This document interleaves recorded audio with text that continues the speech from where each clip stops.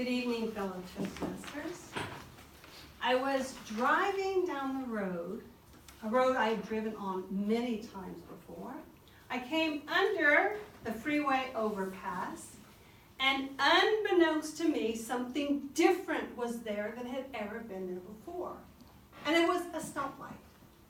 And as I was coming near that stoplight that had never been there before, I'm slowing down and realizing that mine is red and the other person's is green. I keep going, attempting to stop, knowing I didn't have time.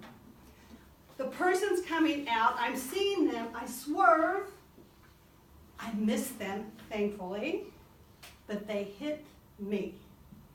The car goes down the road and flips once, twice, 3 times, and lands on its side. And I'm just a little bit stunned as I'm sitting there in the car. The only windows that were not broken was my front window and my side window. So I stop, I look, I take off my seatbelt, and I realize that nothing has happened to me. I climb out of the car and I see that everything that was in the car was outside the car. But I was safe. And every time I think about that situation, I realize what a miracle it was that I was safe. So, what if you ended up in a situation like this? About 10 years after this incident, I was in Orlando, Florida, and as is often the case in Florida, we have storms. But this storm was particularly difficult. This storm had with it tornadoes. We were fine at our home, but the following day I find out that my friend's house has been partially destroyed by a tornado.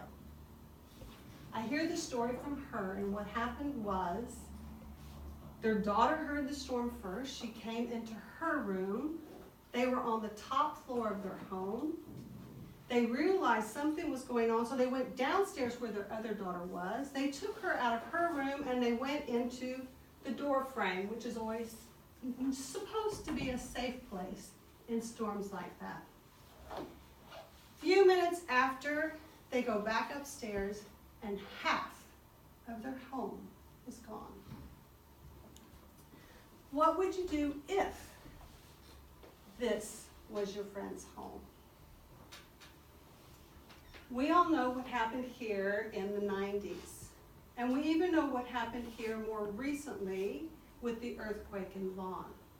In those situations, we experience the fear that happens to the individuals who experience those tragedies. The same sense, we have to think about what would happen if my community was struck by an earthquake.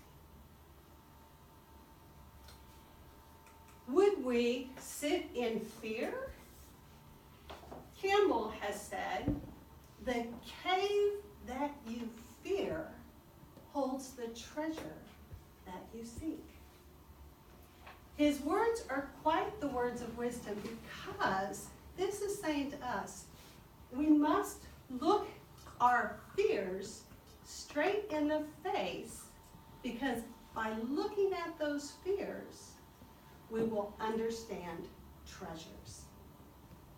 And I believe the fear that we experience in those when our lives are threatened in those situations, those fears, the answer to those fears is actually answer to the question of, why am I here? We're self-preservationists. We want to live. We want to experience life and all that it has. We want to understand our purpose. Perhaps that purpose is helping people by using our talents. I believe that is one of the rich experiences of life. yet it is not the essence of life. Perhaps our greatest experience is the experience of loving others.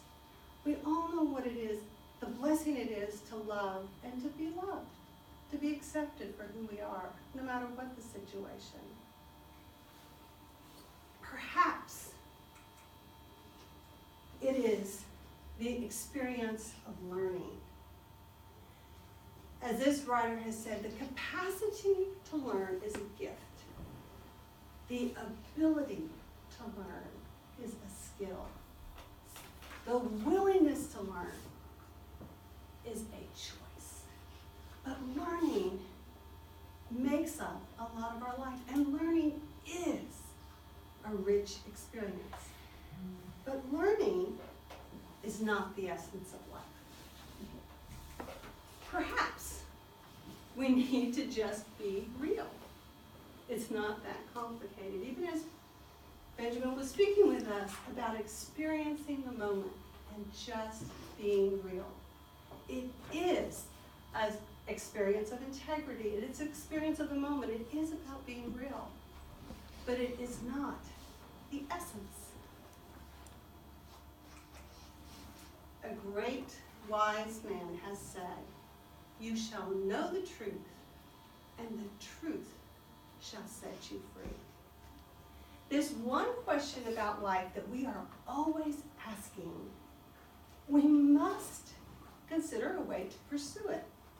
I don't know about you, but I don't typically talk about this over the dinner table, but it's the one question that I think we all actually really want to talk about. Why we're here and what is our purpose. As you consider this question, you can consider the fact that you will know the truth, and the truth will set you free.